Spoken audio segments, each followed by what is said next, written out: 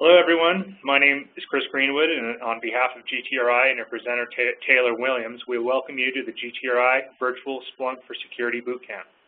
Taylor and I are excited to be able to offer this opportunity for a unique hands-on experience utilizing this powerful enterprise security application that provides valuable insight into your network's infrastructure. As mentioned, Taylor will be presenting and is a Splunk certified sales engineer here at GTRI. His extensive background in data sciences, route switch, and security practices. He's been on GTRI's Splunk team for a little over a year now and has performed everything from the architecting and design of the Splunk solution to the implementation and administration of the enterprise software. As your host, I will be fielding any questions or issues that might come up during the presentation. Please use the question and answer area or the WebEx chat area, and we will do our best to answer them quickly. So again, welcome, and hope you enjoy GTRI Splunk Virtual Bootcamp, and I'll now turn the presentation over to Taylor. All right, thanks, Chris. Thanks very much. Again, like you said, welcome, everybody, and thanks for joining us today. I don't know if you can see up on the WebEx panelist there, it might say GTRI Webinars. That is not Chris's name. Chris is, in fact, Chris Greenwood, which, as you can see on the first panel there in the WebEx, that he is the host today, and his email is there as well as mine. So again, welcome and thank you everyone for joining in today. First things first, let's go ahead and take care of just a little bit of WebEx housekeeping. Hopefully you can see when you log in that there is a file transfer page that showed up. It's going to include the labs as well as the lab walkthrough as well as the answers to the labs, as well as your login to our demo server. If for some reason when you logged in you did not see that file transfer page show up, just quickly go up to the top and go to File and then Transfer, and it'll pull up the transfer window for you so you can go ahead and download those files. If you cannot get those, you can actually access them. Up at the top there, you see you have options to go between our PowerPoint as well as 3 other documents. Those 3 other documents that are presenting are, in fact, the ones that are in the transfer file. So either way, you should be able to get through it from there. We are keeping everybody virtually quiet today. There's actually a pretty good group today. So like Chris said, if you have questions throughout the presentation, go ahead and direct them in the chat box. Make sure you send them to both the host and the presenter. So that way both Chris and I see them. So if for some reason one of us can't get to the answer quickly enough, we can get your question answered either way. All right, let's move right along here, give you a little bit of a synopsis on GTRI, some of the quick facts. We at GTRI have some unique federal qualifications. We are, in fact, cleared to support a lot of mission-critical projects. Quite a few of our professional services engineers are cleared to go out to, DoD bases, and a myriad of different places. So we have plenty of people on staff to support any of your professional services needs. We are a highly successful small business. We are an 8A graduate. As of 2010, we are now just a small business, and I think under last count, we were just hovering right around 160 employees. So, and as you can see there, we are a proven graduate of the DoD Mentor Protege of the NGA Raytheon IASS program. So we are a solutions provider. Our consultant engineers and architects average over 10 years of hands-on experience each. Architects especially run usually over 20 years. As you probably already know, as you can see in the upper right of that slide, it's GTRI Relentless Commitment. That is our culture of customer focus. We are here for you. Whatever you need, we're going to do it for you. So, and the final there, we are ISO 9001 certified for quality management, and that's gotten us pretty far, and people like to see that. So here is just a quick list of our core partners and our core capabilities. These are our major partners, most of the Splunk, Citrix, VMware, and Cisco especially. We are partnered with many other key vendors. These are just our top tier partners. So a quick overview of GTRI Splunk practice. We were Splunk's first elite partner, and we are still one of only 2 certified Splunk training centers in the United States. We actually have an in-house certified trainer that can provide Splunk certified training to get you up to Splunk architect level certifications. You can do that through GTRI or Splunk only. No other partner provides this. So on top of that, we provide the end-to-end support for Splunk from pre-sales engineering to post-sales professional services, implementation, training, and optimization. Like Chris said in the introduction of myself, I do all of that from the beginning to the end here at GTRI. I put together the solution all the way up to implement the solution. And finally, on the bottom there, this is actually just a little bit outdated. So we hold over 60 certifications. That is correct. We have 5 architects, and we have, I believe now, 7 certified solutions engineers. And like I said, we are a Splunk Certified Training Center. So a little bit more into GTRI and Splunk there. Like I said, we are at 5 architects. That is still the number. It's actually going to be increasing here towards the end of the year, looking towards 7 or 8. And like, again, we have 1 certified Splunk trainer. He actually hosts, he presents these boot camps every other week or so. So you might have come across him in the past if you've taken them. One thing to take away though, GTRI is not Splunk. We are partners. We are a reseller of Splunk and we put it together, but we are not Splunk. So obviously they have a lot more personnel and expertise in their own solutions, but we can absolutely handle any Splunk need that you can muster up. We can take care of it for you guys as well. So a little bit of common ground moving into the boot camp today. There's a couple of assumptions that we're going to go ahead and make that you've got for this boot camp. We're going to assume that you have just a basic, real basic understanding of the Splunk look and feel, the architecture, how to search. There is a prerequisite boot camp for today. It is our Splunk boot camp for Cisco, which we offer, you know, more or less on a less frequent basis than we used to, but it gives you a good understanding of the Splunk architecture and the searching field. Now that has actually been changed apparently to the Splunk for Operational Efficiency boot camp, which we give every other week now. So then on top of that, we assume that you have an understanding of the common security data source, you know, firewalls, OS security logs, everything like that. But like it says at the bottom, if you don't have this basic understanding, don't fret. The labs start off nice and slow today and move up towards, you know, move up in intensity, but the labs also have a guide to help you along the way. So if you don't have any experience with it, don't fret, don't leave, stick with us, and you are actually going to learn a lot more. So today's boot camp goals, number 1 is why use Splunk for security. There's obviously a lot of solutions out there for security monitoring and management. We want to go ahead and show you why you can use Splunk for, you know, your security event management system there. So we're going to go ahead and show you that using the core Splunk, what you get out of the box from Splunk, as well as the enterprise security application, which is a paid add-on feature for Splunk. So we'll show you how to do it just with the basic Splunk that you get, just with regular searching and dashboarding and reporting, as well as this amazing enterprise security app that Splunk offers.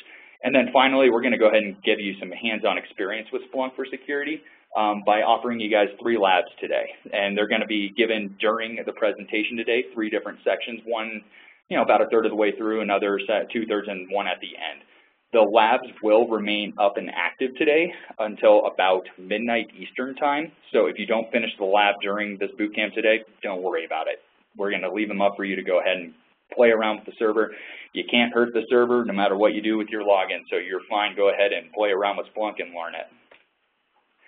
So the agenda for today, I'm going to start off real quickly with the state of security. I don't want to bore you too much with that because I'm sure a lot of you guys are security or SOC administrators, and you probably are quite aware of where we are sitting today with the state of IT security. And I want to move in real quickly into the use case for the core Splunk for security, and then kind of wrap up with a demo of the enterprise security application at the end.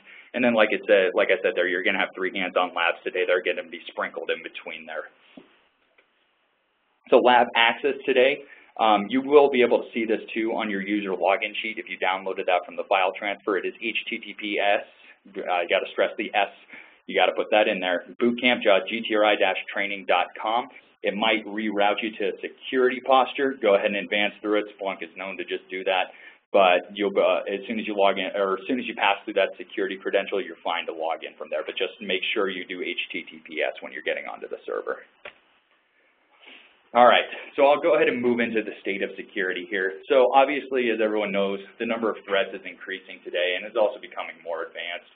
Today's advanced threats, they're stealthy and sophisticated, and they can evade detection from traditional point security products and that look for specific threat signatures.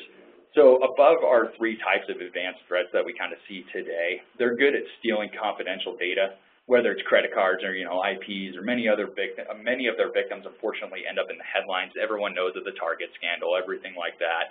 These are just some of the major advanced threats that we're going to go ahead and see today. Just FYI, these advanced threats are also known as APTs, or Advanced Persistent Threats.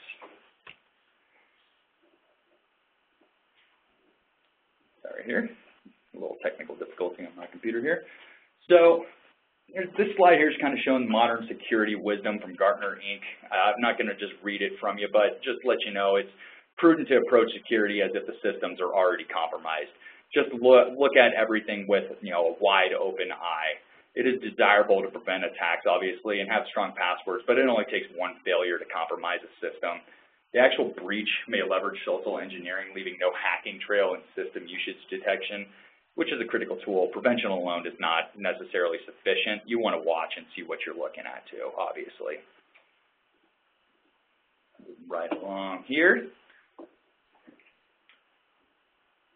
So APTs are hard to detect because they are not signature-based, and they hide behind legitimate credentialed activity to evade detection from traditional point security products. Every year, companies like Mandiant produce reports that describe the trends identified based on the breach investigation work that they do as part of their consulting practices. There are a couple metrics that I found interesting reading their reports, and then I'll go ahead and share them with you. 100% is often via stealing password hashes or using keyloggers. Often they steal admin-level credentials so they can access many other systems and can't be detected. So that 40 that you see there, it implies that even if you see malware in one place, you need to look much further, as there are likely multiple infected machines in the back doors. So that 40 is the average number of systems accessed by each entity. So the 243 there, the 243 shows the days, 243 days shows how they can evade detection for months at a time. They move slow and low, and they don't set off alarms from point signature-based security products like anti-malware solutions. And then finally, 63% of victims were notified by an external entity. Notification usually starts with customer complaints like the bank account drained or credit card maxed out. Often, the FBI informs them. Business loses control of the response if informed by an outside agency. So this is just 4 quick examples here of just prevention alone is not enough from the last slide that you saw. Prevention is not enough. You need to be actively monitoring and be proactive versus reactive about your security threats. So all data is security relevant. If you want to be fully aware of your security, of your state of your network, you need to be watching everything at all time. All data is security relevant. The key part of IT security is protecting confidential data, which means detecting advanced threats like cyber criminals or malicious insiders before they can steal your data. So to detect or investigate them, you need non-security and security data, because advanced threats avoid detection from signature-based security products. The fingerprints in an advanced threat often are in the non-security data. Most traditional SIEMs or security incident and event managers just focus on gathering signature-based threats, which do not have fingerprints or advanced threats. We'll move right along.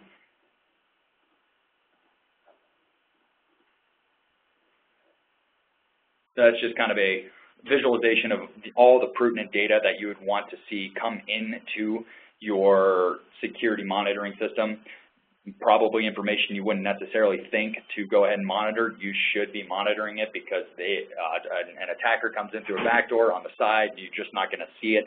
So you want to be monitoring everything that you can. So that is going to take us, I believe, into our first lab for the day today. Like I said, go ahead and direct to https://bootcamp.gtri-training.com. You should have that from the user login page. Go ahead and log in there. You should have, your name should be on the list of logins from what you downloaded or from the panel that's sharing here on the WebEx. If you're using the WebEx, you might have to change the page to find your name. There was quite a few of you in here signed up today, but find your name, go ahead and log in, and follow along in the lab guide. It'll take you step by step through this first lab. Just do the first one for now. It should only take about 10 to 15 minutes. It'll just kind of get you a little bit familiar with the Splunk interface yet again, and if you've already had it, and if not, then you'll get just more of a refresher as to what you're looking for. So we'll go ahead and give you about 15 minutes here for this. I'm going to go ahead and silence our phone here, but if you have any questions, if you have problems logging on, if you can't find your login ID, go ahead and put them into the chat box and we'll get it taken care of for you. Thank you. Go ahead and have fun on the first lab.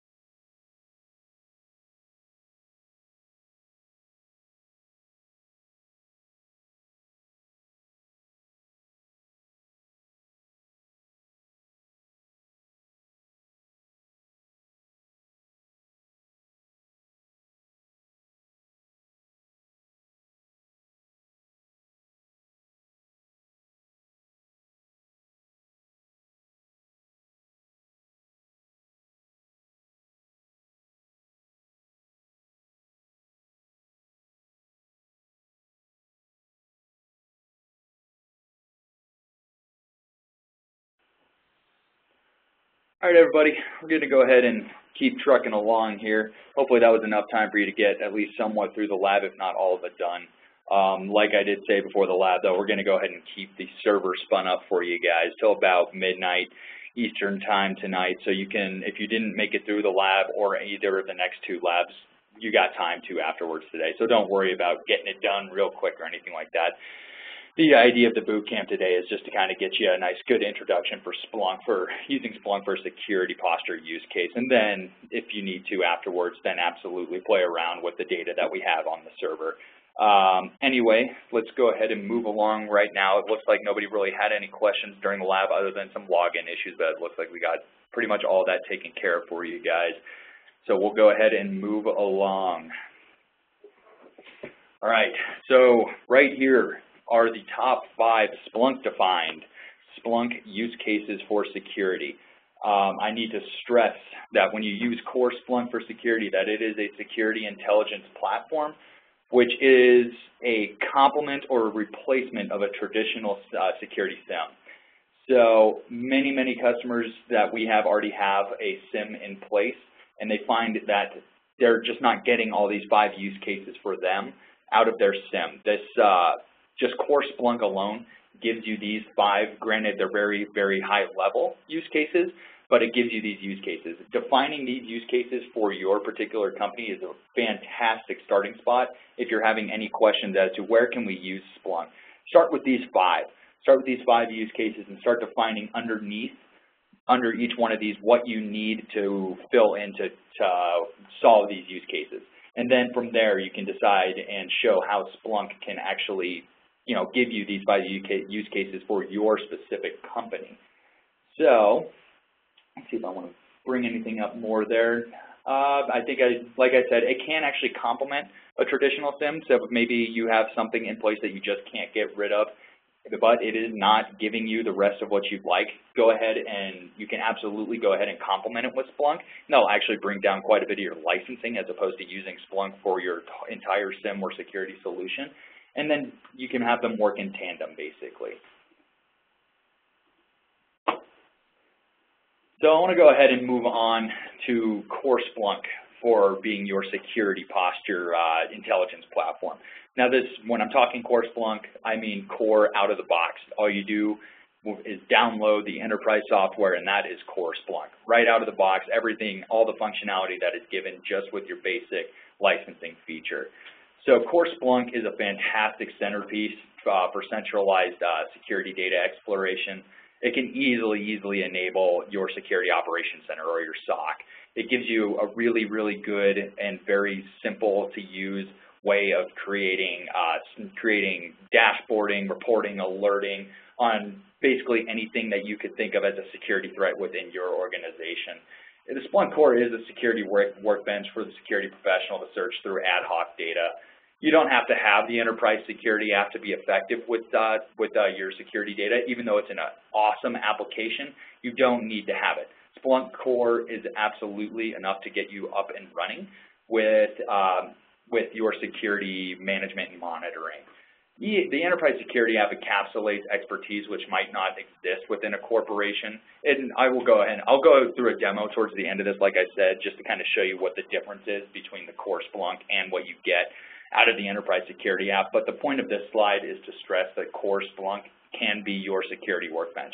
It's a fantastic out-of-the-box solution to give you unbelievable insight and information into what you already have. So I mentioned that core Splunk gives you this alerting feature, and to me this is one of Splunk's best out-of-the-box solutions, or what I want to call it, features that you get, like I said, just out of the box. What happens is you search on an event, say this is something that you want to be looking for all the time. You want to be notified the instant that happens. So you run a search and you save that search as an alert. And from there you can tell it what to do. You can tell it to send an email every time this comes up, send an email to particular admin or whoever might be in charge of that kind of alert function that came through, or whatever, the search function that came through. You can run a script based off your custom code. Maybe, if you have a script basically for writing, for writing a what's the word I'm looking for here? Sorry, for basically changing firewall updates to a Palo Alto firewall is a good example because Palo Alto actually supports that. You can run a script that tells Splunk to send an update to the Palo Alto firewall every time this event is triggered, so that the firewall starts to look for these certain events and updates its IDS patterns. Now, alerts are great, and some of you might have been running a free version of Splunk, which you may absolutely use. Everyone gets a free 500 megabyte license from Splunk for 60 days when you go ahead and download it to go ahead and try it. After 60 days, the enterprise features are shut off and you are given just basic searching, reporting, and dashboarding. This alerting feature is gone the second your free license is expired. Alerting and real-time searching are the two major functionalities that are gone once your free license is expired. So for those of you using it right now as a free license, maybe that's none of you, I'm not sure. Just keep that in mind. If you're trying to keep that functionality alive, you do actually have to start paying for some licensing from Splunk once your free license has expired. Go ahead and move on a little bit here. So this slide shows you some of the 20 critical security controls. These are just some basic use cases developed by the SANS Institute. I just wanted to kind of show, the top 4 critical controls and how GTRI and Splunk can help. So GTRI implements the solutions to handling these critical controls using various technologies combined with Splunk. We use Cisco ICE, which is the Identity Services Engine. It provides secure access and guest access and supports BYOD initiative. We use Nmap, which is the utility for network discovery and security auditing, and Nessus, and also Bro IDS, which is a network traffic analyzer. Those are just a few of the solutions that we use to implement, alongside Splunk to go ahead and help facilitate the critical control use cases you see there from the SANS organization. I won't go too much into detail on that. There is a URL down there at the bottom, so you can go ahead and read through those. I don't want to bore you with all those. I'm sure many of you actually know them. And I don't know if you saw in the chat box, Chris did mention that we are going to go ahead and provide these slides at the end of the presentation today. So don't worry if you can't click on that URL right now. You're going to go ahead and have access to the slides at the end of the presentation anyway for download. And not only that, can you go through the URL, but you can go ahead and go through absolutely anything that we actually talked about today. So there is this need for what Splunk calls the common information model. So a recollection, Splunk does not need to know about the structure of machine data to ingest it. If it's machine data, Splunk can ingest it. There is no limit to what Splunk can or can ingest. So Splunk defines a schema on the fly as the ability for the user to define their machine data and run it at search time. It's very, very, very powerful, but a lot of people will not basically normalize the events or normalize the naming of the events. We need to correlate events across the multiple sources. We need to normalize everything so once you go ahead and make a search on something, you're searching across the entire infrastructure and not just off of maybe just the Cisco firewalls versus the Palo Alto firewalls. So an example there like Cisco would call their firewall source type SRC, while maybe Palo Alto calls it source_IP. So Splunk has developed their common information model to help facilitate this, not just over firewalls or IDS, but across many, many, many different devices and vendors. It'll help out tons. When you go to implement and run search time, it'll give you absolutely accurate statistics on your systems. Everything will be so much easier if you follow the common information model. It just optimizes your solution, so you don't have to be administering it over and over and over again. I find it probably one of the most useful things you can keep in mind when you're going to install or implement or administer Splunk. If you have the common information model set, you're absolutely golden to search off of anything within your organization. I'll go ahead and continue a little bit here with the common information model. So I'll just read the definition to you from Splunk. It's a set of field names and tags for event data which are used to define the least common denominator of a domain of interest. The tags and fields provide a standard method of parsing, categorizing, and normalizing the data. So like I gave you in the last example there, just make sure the firewalls all have their same source or destination, or, you know, there's right there in that table there, the top, what is that, 16 or so you want to be looking after. So that Splunk _SA_CIM is the Splunk Common Information Model add-on, which is something you just download from apps.splunk.com. Just search on the Splunk Common Information Model add-on, and it's an add-on containing a number of pre-configured data models for use with the Splunk 6.x, which will be 6.2 by the way next week, to create reports and dashboards from the Common Information compliant data. The data using Common Information compliant data is able to leverage the provided data models. Once again, I can't stress enough how much this will just make your life easier if you follow along in this Common Information model. So I did mention apps.splunk.com. I'm hoping a bunch of you are already familiar with the fact that Splunk has actually now over 600 apps that you can download from the App Store and install alongside your enterprise Splunk software. A lot of them are already Common Information Model compliant, and they will tell you in their documentation. If they're not, they don't say anything, and you have to do a little bit of configuring or just add this add-on, and it should help out at least a little bit. But for the last time, sorry, I keep stressing it, this is one of my biggest things that I always stress when I'm implementing Splunk is follow the Common Information Model. It makes everybody's life easier.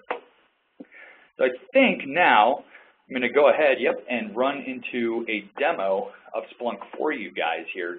This will just be a demo of core Splunk to show you how you can use it for a security posture here. I'm going to run through a few quick searches for you, just kind of explain what I'm doing with each search, what we're going to be looking for, just to show you that, you know, it can be, core Splunk alone can be used as your security posture monitoring system. I will stress that this is all Common Information Model compliant. So you'll see things in here like tag equals attack.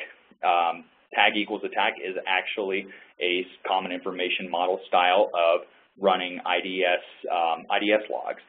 But so when you see me put it in the search field there, when you say tag equals attack, you might ask yourself, is this what it's always going to show from a firewall? Yes, or IDS, yes it is if you are CIM compliant. So without further ado, why don't I go ahead and share out my desktop here so we can get you a view of my demo. Looks like we're looking okay here. So hopefully this looks a little bit familiar to you guys here. This is my screen as the administrator on the Splunk server that you guys have been working off of. And I'm just going to go ahead and type in a few searches just right here in the search, just right here on the basic search, right here just to get us moving right away with core Splunk. So let's go ahead and just run a search off of things that might be tagged as vulnerable with a very high severity ID. Now, like I said, that tag field there as well as severity ID do exist if you are Common Information Model compliant. And a lot of the apps for security, especially enterprise security as well as the Palo Alto security app and Cisco security app are Common Information Model compliant. So these field names are out of the box, out of those apps for you. So let's just run the search real quick. I am going to actually change this to 60 minutes because this has been running for a little while. I don't want to bore you guys with the server spinning. And just like that, obviously there's all the events that came through that are vulnerable tags and have a very high severity ID. So if we want to go even further, let's just go ahead and take a look at the top, the top destination IPs. Where are people sending these vulnerabilities to the most? Very quick, just run top, and there's your top 5, or it was top 6 IPs right there. And as you guys know, if you've seen Splunk before, you want to drill down even further. You want to take a look at what's going on with this IP. Why do they keep sending this IP? Just click on the IP address, and it runs the search for you. And from there, you can go ahead, once it's loaded, you can go ahead and do your own, analysis on the events themselves. Pretty simple. I mean, that's a very simple example. So I'll go ahead and move on a little bit further. So what if I want to show the IDS attacks, but only attacks against hosts that have been found to have a critical vulnerability? And let's run that. Let's run it over 2 weeks. So I actually ran that over here earlier because that really bogged down the server. But the point is, it can be done. This is all of the events that were tagged as an attack over the last 14 days towards a destination IP address that has a tag of vulnerable. So this is a good example of somebody that has determined that, yeah, I know that this IP address is vulnerable to my attack, so now you want to monitor it. So here you go. Here are all of those those events right there. Now, I had mentioned saving as alerts. So say this is something you really wanted to show as an alert, or you wanted to be very well aware of every time something like this happened. You would simply save this as an alert. We'll just call it attack towards vulnerable, if I could talk. And I'll just run it. You can run it however you want to define it. This is all, because I have it scheduled, that would be running, every second, every 5 minutes, every hour, week, month. This is maybe something that I want to know the second it happens. You click on real time, and then you say next. And then you just decide what it's going to go ahead and do. If list and triggered alerts, if you check that, all that means is you're going to see it under your alert menu every time it's been popped up. You'll have a list and a report of every time that this happens up, and then you get to choose what you want to do. Do you want to send an email to your administrator every time it happens, or do you want to run a script? You just tell the file name of the script that you want to run, and it'll run the script for you. 9 times out of 10, you're going to be sending an email to the administrator or whoever is pertinent. I'm not going to go ahead and save this alert, but I'll just show you that that's how simple it is to just set that up really quick. Now, this is not an overly complicated search. Obviously, it helps to have quite a bit of a background into the searching and reporting, or the searching language of Splunk, which I'm not sure how many of you guys are really in depth into it or not. But obviously, there are plenty of resources out there to find out how to do this searching, and there are a ton of documents on docs.splunk.com that get you an introduction, and there's also the certified training that I mentioned at the beginning that GTRI or Splunk can provide that gets you way more in-depth into the searching than I'm going to do today. So I'm going to give you another example here. So what if I want to go ahead and take a look at IDS attacks, but I want to see where they're coming from. Splunk has a very beautiful IP location and geostats functionality built into it, where it'll tell you exactly where the threat is coming from just based off of the IP. So let's actually go ahead and just do this first. Let's just run by the top country. And once again, these fields are all there if you are CIM compliant. We'll go ahead and run here. So these are all of the IDS attacks on our network, where over the last hour anyway, where they are coming from. And where that last hour is, I just changed this number right here to the last 60 minutes because I don't want to be bogging down the server too much, and I want to move on with the presentation for you guys here. But obviously, the most of your IDS attacks are coming here from internal in the USA. The other two are UK and the AF. So let's go ahead and just go down a little bit further. Let's just take the USA out of the equation. Essentially here. Nothing very surprising. All I did was pull the USA out of that, but then you could drill down even more. You want to see the exact event attacks where the source was the UK. And like I showed you, just a drill down brings up the actual events, and you can go down through and see what happened here. They attempted an information leak at 5:05 on the UTC time. So obviously that's another example that you can use, just seeing where IP address or IP attacks are coming from. And I'll go ahead and give you one more right now just to kind of show you the geostats function of Splunk. It basically takes what I just did and plots it on a map where you're going to be looking, where your attacks or whatever you're looking for came from. That geostats function you see right here, absolutely beautiful. It gives you this nice map of where every one of the, what do you want to call it, the pertinent data that you're looking for is coming from. In this case, this happens to be a failed password attempt, and most of them are coming, obviously, still from the UK. Now, I got to stress that the data that we're showing here today is actually all sample data from a Symantec server that they provide to Splunk and Splunk provides to us. So obviously, this data is probably a little interesting to see that all the failed password attempts and IDS attacks are coming from the UK when you're listed here in the United States. But just to stress, it's just sample data that we're running through today, just to show you what everything's looking like here.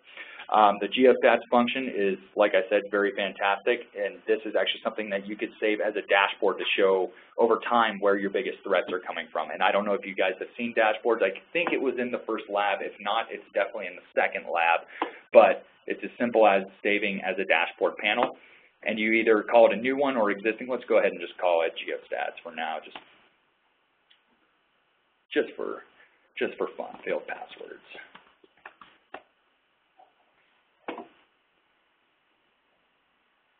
Bear with me here for a second here. So every time now you go under dashboards, under your main application, under your main searching and reporting, you will see that this geostats dashboard has been added, and every time you click into dashboards, that geostats function is, automatically updated. See, it's loading down here. Sorry, I was scrolling over the map, which didn't help at all. But anyway, so obviously it's automatically updated every time you open it up. Dashboards are great. I'm sure a lot of you guys have seen them. There will be some in the labs today. If there hasn't been already, I can't remember lab 1 down to a T, but I know either then or in the next lab you're going to be creating dashboards.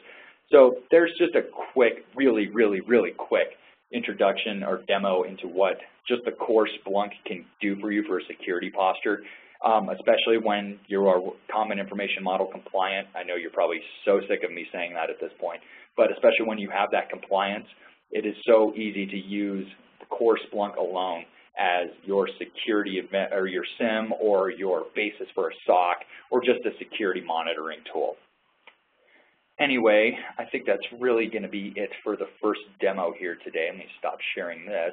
And I do believe that our next step here it's time for another lab here, guys. So this one is a little bit bigger here. See, going to go ahead and add to your security dashboard. So I do think you made your first dashboard at the beginning here, and going to go ahead and add to it on this one. This one is a little bit more in-depth than the first one, so we're going to go ahead and give you guys 20 minutes on this one. If you have any questions, as always, direct them to the chat box or the Q&A. All right, have fun.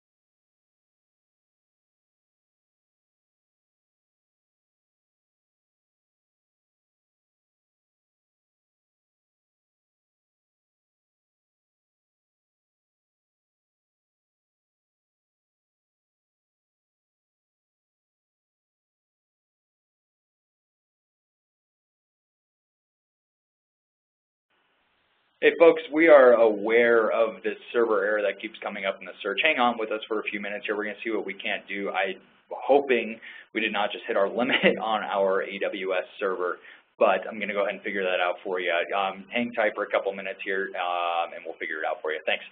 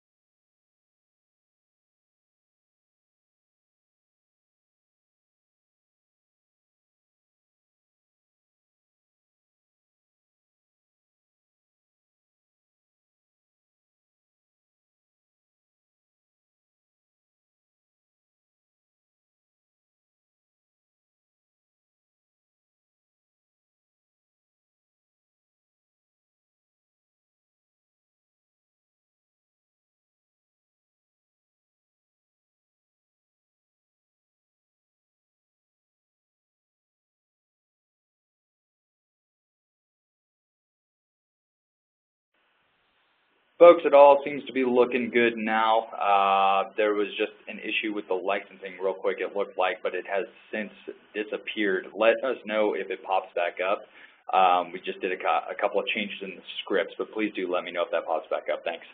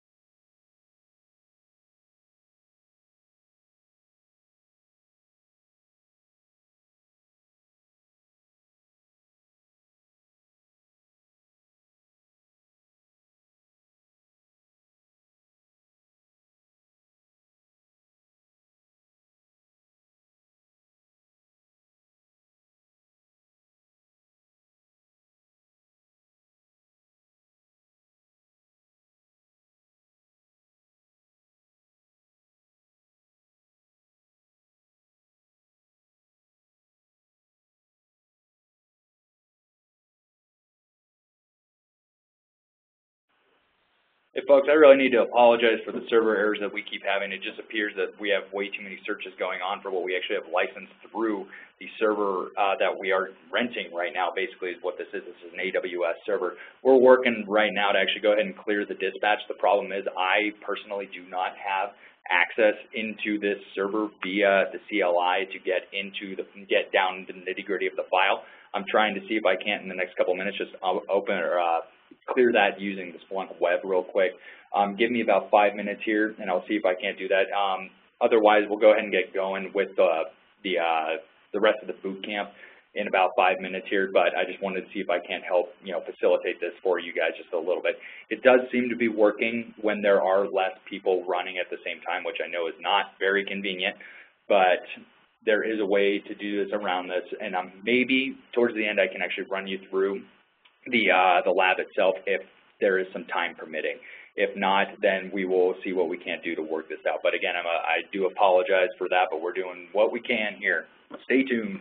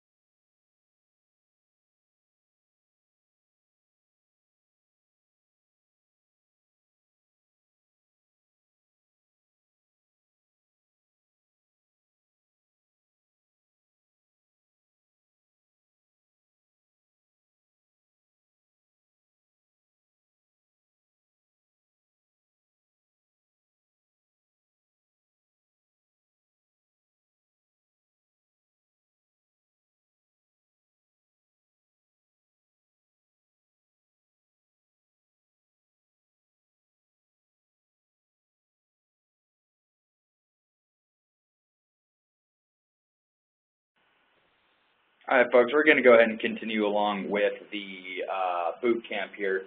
We're digging in a little bit into the logging error there, and there's not a whole lot that I can actually do to clear the registry other than basically saying let's limit the searches across the number of people at the same time, which I know is really inconvenient.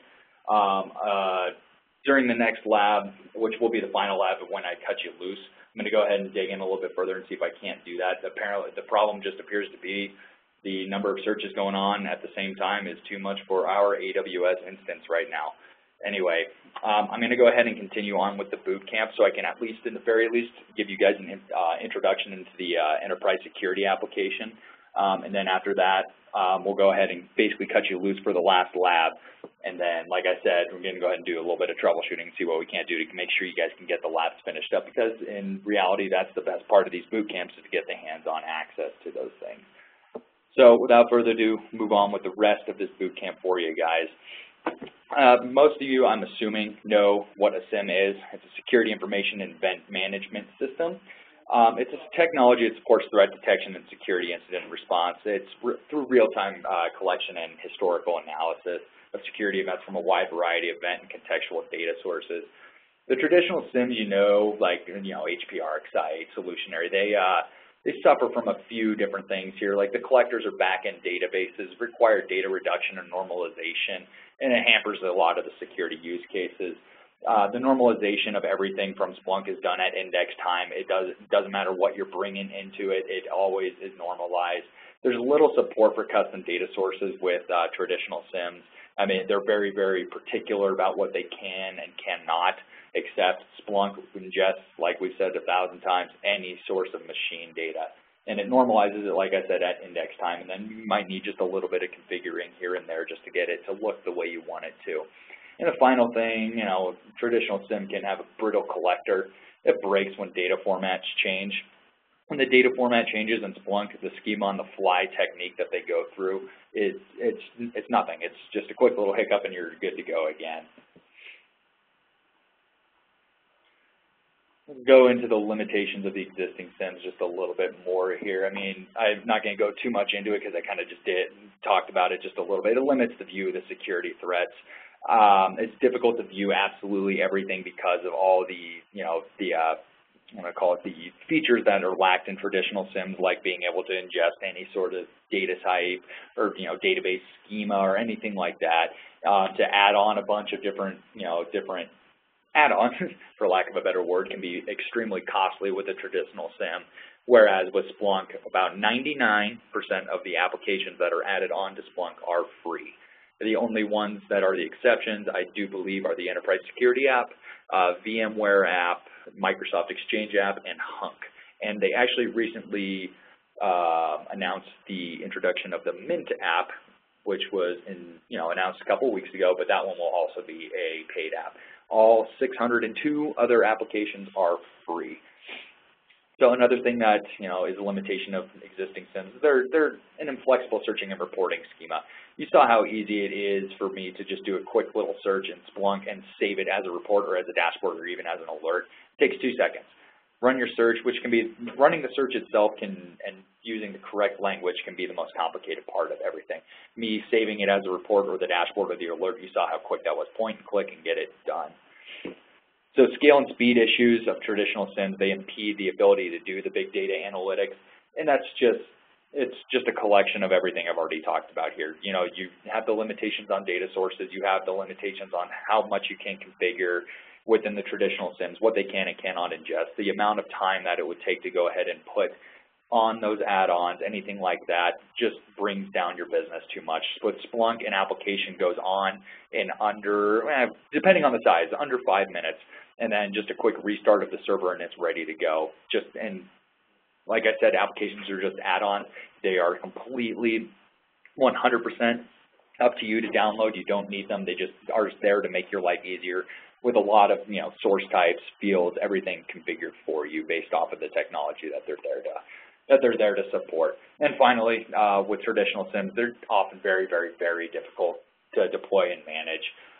Splunk is very easy. There's only 2 different types of installations. There's either the Enterprise, the full Splunk Enterprise install, or the Splunk Universal Forwarder install. And those are the only 2 that you install on any of the data collectors, on your indexing servers, anything. It's one of those 2. And then it's either, the configuration is either handled through the CLI on a Universal Forwarder or through a really convenient web GUI on the Splunk Enterprise software, which I'm sure quite a few of you have seen actually at this point. But the convenience of just 2 separate downloads that go on any of the machines that create the Splunk machine really, really, really saves you time and management in deploying the solution. All right.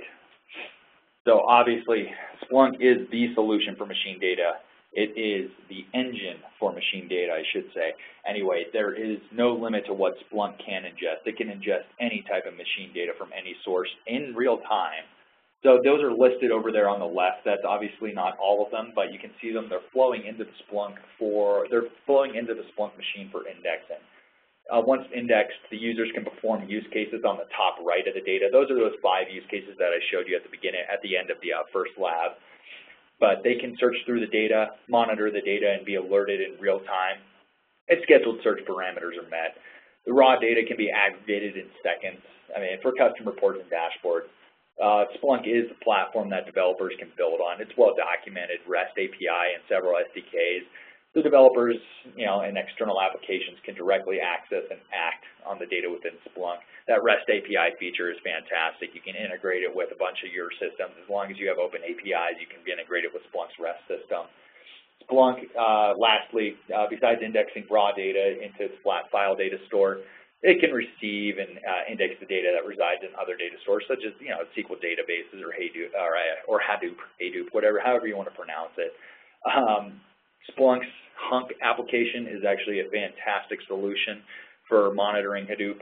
There are ways around it with core Splunk. It does get pretty tricky, and Hunk solves that a lot. SQL databases, Oracle databases, those are solved with a quick install of the DB Connect application. It's very, very easy, point and click, and you're up and running on monitoring your potentially extremely complex databases. Move on to the beautiful Gartner SIM Magic Quadrant.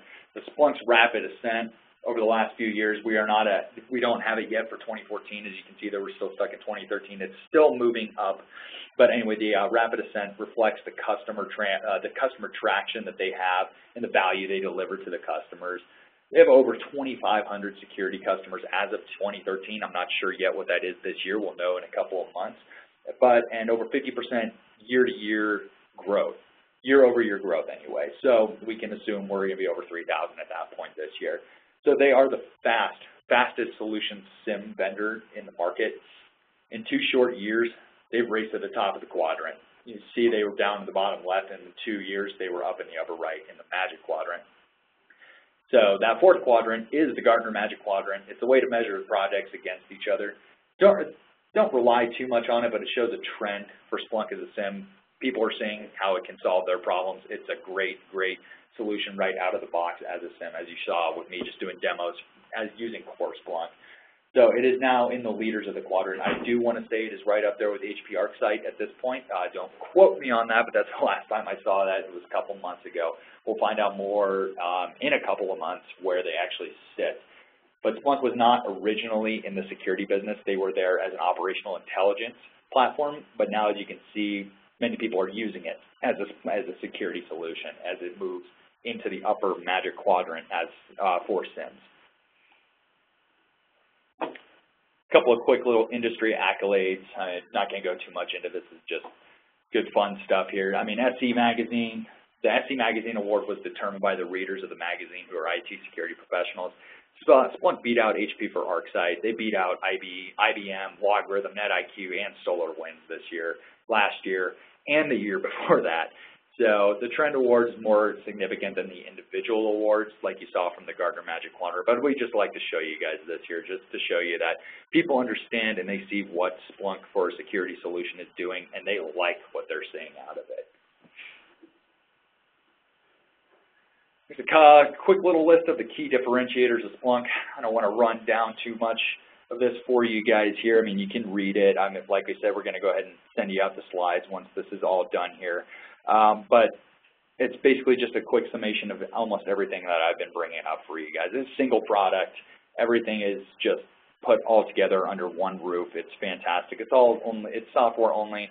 There's basically no limit to the type of the type of hardware that it can go on. It can be physical, which is recommended, or virtual. It's really quick to deploy. It's so easy to use.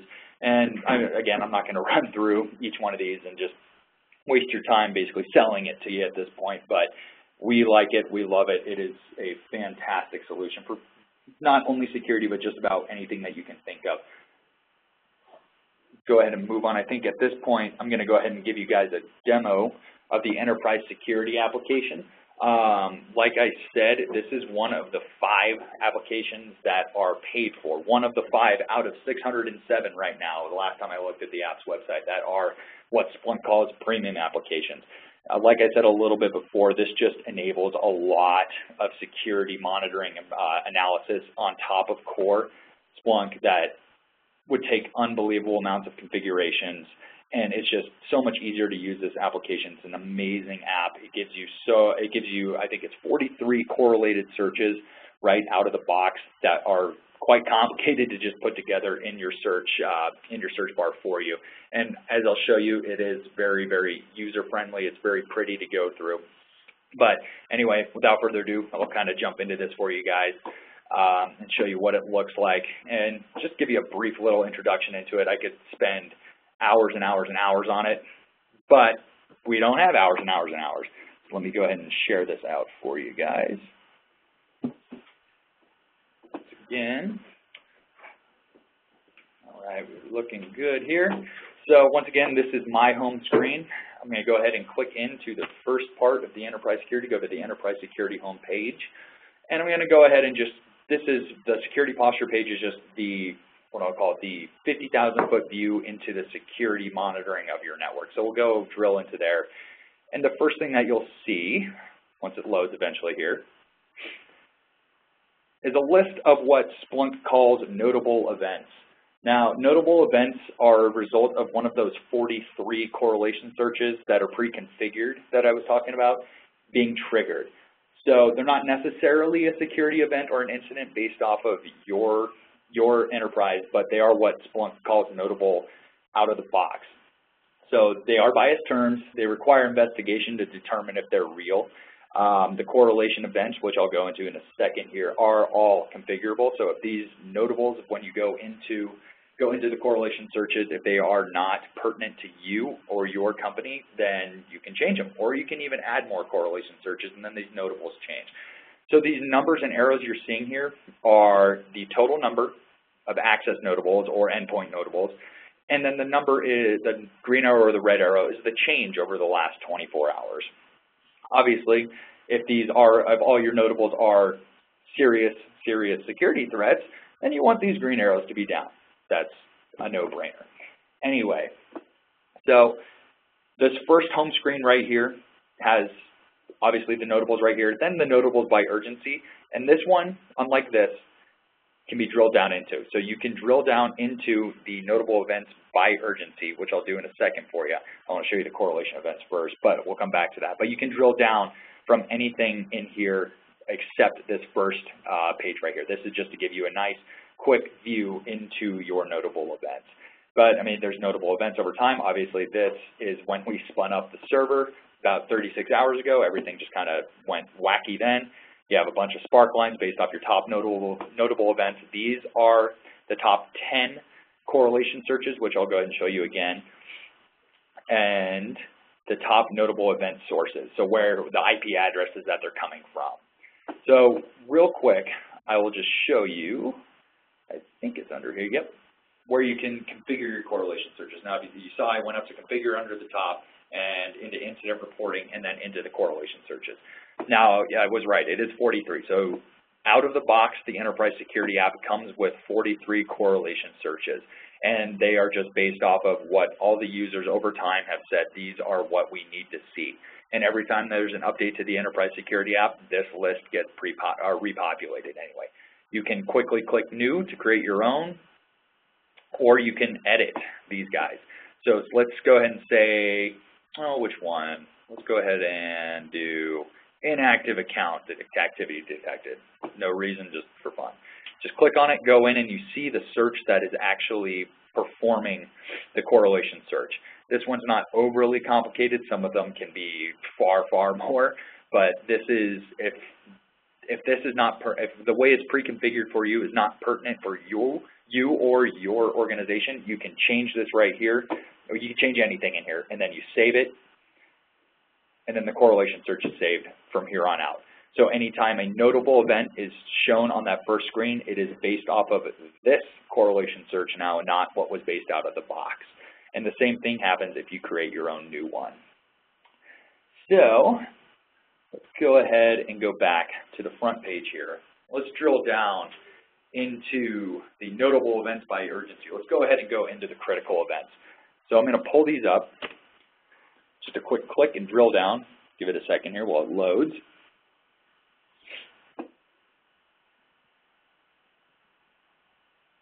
As it runs, you'll see that it loads all the events that have happened since the critical events that have actually sparked in the last, well, now 36 hours since the server's been spun up. One thing that we do need to point, notice how this is still running right here. When you drill down into the incident review, it runs in real time. You'll see over here on the right that you can't view the details of the actual events because this is running. So what you have to do, click the check, stop it from running. Finish the job, basically. Now you can drill down into viewing the details of what happened in this critical event right here. You can go down and see everything that's pre-configured out of the correlation searches. What I like from here, you can determine, okay, say you determine this is not the high traffic volume from here to here. Maybe they're just visiting a website, maybe it's YouTube. I don't know, that's probably not the address, but that's not a critical security event for you. So you can edit the selected event, and you can, change the status. Say you're going to assign it to somebody. Say we'll call it pending, and you're going to assign it to somebody. We'll assign it to me. So whoever is in this list of owners will get an email alert saying you've been assigned a task to solve this problem, basically. I don't want to do that for this one. I want to change the urgency of this because we're not calling this a critical event. We'll just say this was not a critical security event. So you would change this to low and update it. And as it's updating, I'll tell you what it does. It removes that sort of event from ever occurring in the critical notable events ever again. So that changes it to a low priority. As you can see, it is now gone from this list, and it is going to be in the low priority queue from here on out until you go ahead and change it. So what you see right here out of the box is what Splunk has determined based off of correlation searches are to be critical events. But like I said, you can change absolutely anything in there. You can make it your own baby, basically. And you saw how easy it was. Quick little check mark and edit it. Or like I said, assign it to somebody. Go ahead, I want to show you this too. This is a fantastic little feature. Some predictive analytics that the ES app kind of gives you here. Let me go ahead and let's do network traffic. Come on now, let's do DNS traffic. Huh?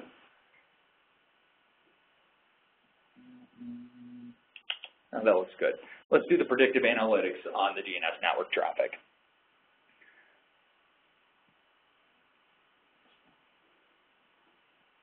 Maybe. There we go. So you get this nice graph over here. Let's bring it up. Let's do last 4 hours. Give it a sec while it searches.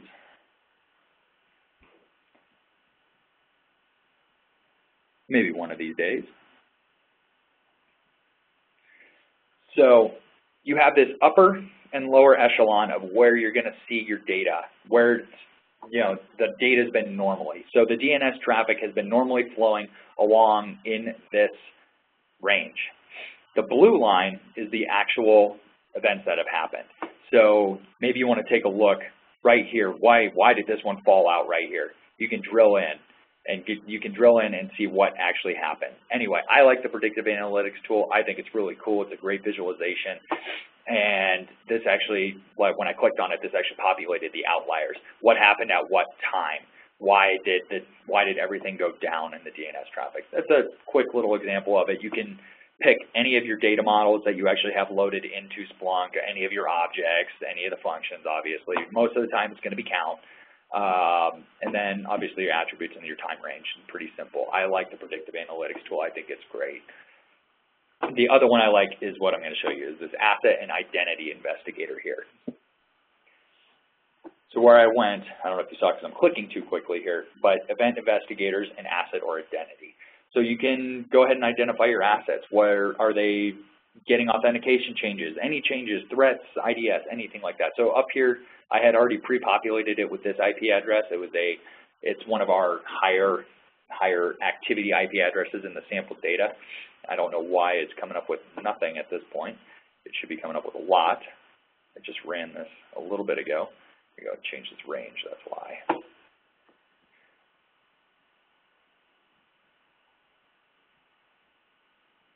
While it loads, you can see at exact intervals when this user or asset saw any IDS attack, malware attack, notable event, you know, any changes to their login, anything. Where this comes in particularly handy is way back in the last demo where I showed you maybe someone is attacking a vulnerable asset, put in this vulnerable asset here, and then do an asset investigator report of them and drill down into exact times. Now this kind of cracks me up. Can you tell that we're running cyclical sample data? Every couple hours they have the same data come through. Anyway, it's really, what do I call it, beneficial to use this for somebody that's potentially vulnerable, one of your assets that's potentially vulnerable. Rerunning this, you know, running it in real time, whatever works for you. The next one is the identity investigator. Let's say you wanted to go ahead and search on one of your users, and this just happens to be, oh, it's the same guy coming up here.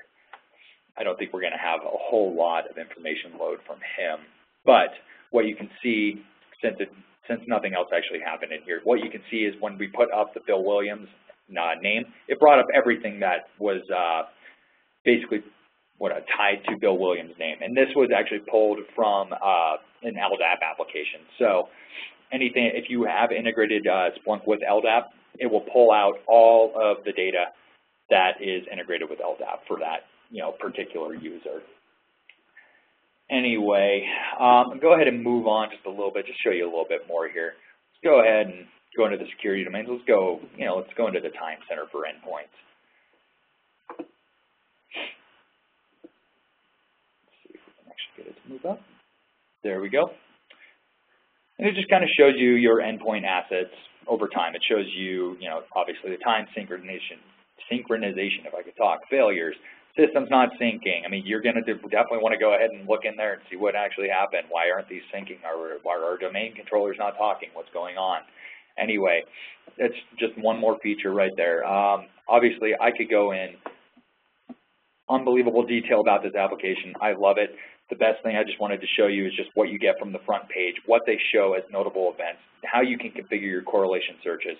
The correlation searches are where the enterprise application really shines. It bases everything off of your correlation searches. And those 43 that come out of the box tend to be exactly what you're looking for. And like I showed you, it's really quick and easy to go ahead and change it up if you needed to, or add your own. Anyway, so that is a quick little introduction into the enterprise security application. Looks like we're running on about quarter to the hour here, which is just enough time for us to kind of wrap it up and send you guys away on the last lab. Let me go ahead and stop sharing here. So in summary, went over Core Splunk. Obviously, for using Core Splunk alone as a security use case, you don't need that enterprise security application to go ahead and, you know, get really down into the nitty-gritty of your security practice. We didn't go into the Cisco Security Suite. This actually hasn't been updated in a little bit. Apologies there. That's another application that comes from Cisco. It configures their common information model compliant firewall. So it's all the ASAs, the WSAs, the ESAs, all that is pre-populated into that application, and it is CIM compliant, so you can search on anything else that is CIM compliant and get some good correlation searches going on. We went into the enterprise security application, not too much, give you a quick 15 minutes on that one. It's a fantastic application. It is, like I said, one of the paid applications, but it does save you loads and loads of time pre-configuring all those correlation searches that are, like I said, usually very helpful for you guys. So I'll let you guys kind of dig in on those two URLs there when we send off the PowerPoint. But those are just good things to read through for you, good use case and case studies, and, you know, some more additional information for you guys.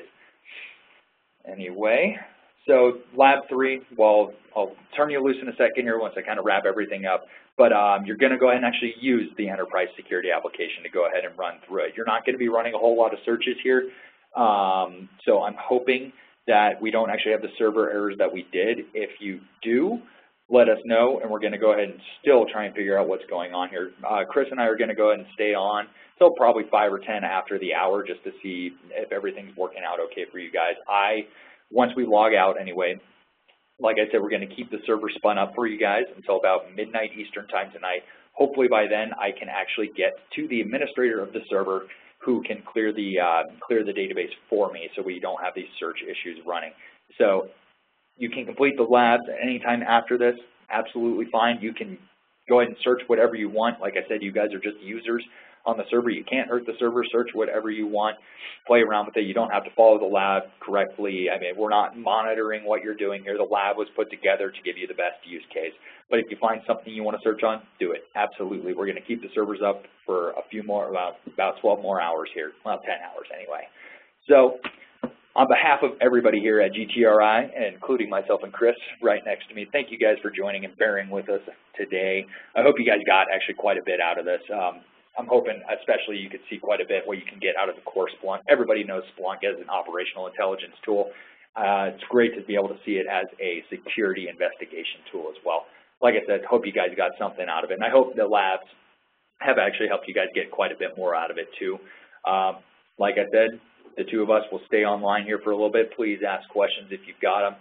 If not, you're absolutely free to go now. Like I said, use the lab time now or afterwards. Server's going to be up for you guys. Again, thank you guys, everyone, for joining today. Have a great day.